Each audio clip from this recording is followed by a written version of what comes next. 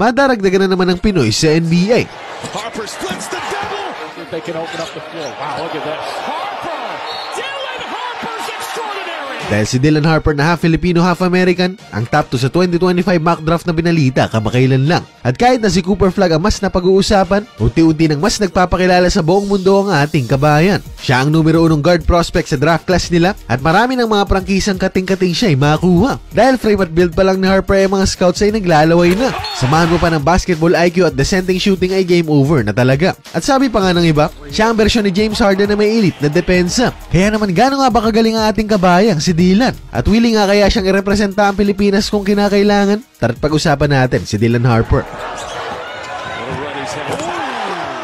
Bukod sa training, malaking parte ng talento ni Dylan ay galing sa kanyang pamilya. Dahil lumaki siyang mga kasama niya sa bahay ay katulad niya ring basketballista. At ang kanyang mga ay kilalang kilala natin dahil 5-time NBA champion siya. Walang iba kundi si Ron Harper na nung una ay matinik na scorer sa liga, na nag-evolve to a lockdown defender ng siya ay nasa Chicago Bulls na. At pati na rin ang kanyang inang si Maria, na 100% purong Filipina, ay professional na basketball player din pala. At si Maria din ang naging assistant coach ni Dylan nang tumungtong na siya sa high school niya. Kaya naman hindi talaga nakakapagtaka kung bakit ganito na lang niya kamahal ang paglalaro ng basketball. At hindi lang basta passion ang bentahin niya. Dahil kung numero lang din naman ang usapan, malugod kanyang papakitaan. Averaging 25 points, 6 rebounds, 3 assists at 2 steals per game sa pangatlong taon niya. At dito rin sa high school, binigyan niya ng kampyonato ang Don Bosco at tinanghal na 2024 National Player of the Year sa Amerika. Kaya naman natapos siya sa high school bilang isang 5-star recruit na atleta. At na ang kanyang karera sa kolehiyo para sa Rutgers ay mag-umpisa, hindi rin naman nagbago ang kanyang pinakita. Dahil sabi ko nga kanina, build at frame pa lang nito ay talagang design na para makipagpakbakan sa mga bigating mga liga.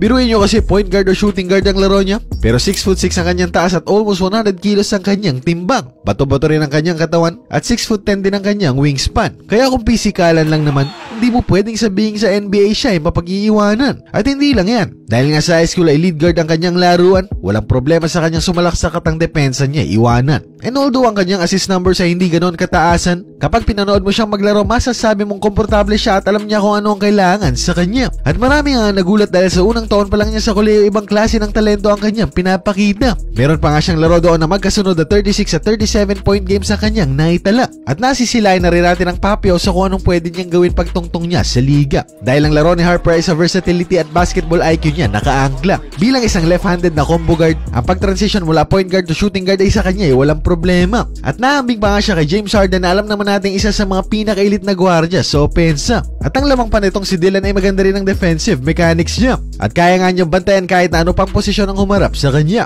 Para talaga ang kanyang ama, 6'6" na combo guard na isa ring two-way player noon sa liga. Pareho silang 3-level scorer ng anak niya dahil si Dylan ay kayang sumalaksak, pumulap sa midrange at tumikada rin sa 3-point area. At gamit ang kanyang footwork at lakas ng katawan, napakahirap na niyang pigilan kapag ang kanyang pag-arangkada ay kanya nang nasimulan. At tulad nga rin ni Harden, napakagaling din niya magpasabit sa mga attempts niya. Kaya sa bawat laro halos 6 na free throw attempts ang kanyang nakukuha. At bilang point guard, ibang klase din ng court vision niya, setting up his teammates and running their offense para sa kanyang mga kasama. Kaya dito sa kanyang freshman year, 18.5 points, 4.7 rebounds and 4 assists per game ang kanyang ginagawa. At kung meron man siya sigurong dapat i-improve pa ang 3-point shooting niya. Dahil sa ngayon, 32% lang ng kanyang mga attempts sa tres ang naipapasok niya. Pero bukod naman dyan, complete package na ang kanyang galawan. At kung gusto ng isang team ng isang two-way combo guard tulad ni Cunningham o kahit tulad pa ni SGA, kailangan nilang ipasok si Dylan Harper sa NBA. At sa tanong natin kaninang pwede nga kaya siyang maging parte ng Gilas Pilipinas? Unfortunately, bilang isang local player kahit na siya may dugong Pilipino, hindi siya pinapayagan ng FIBA at ng tornamento.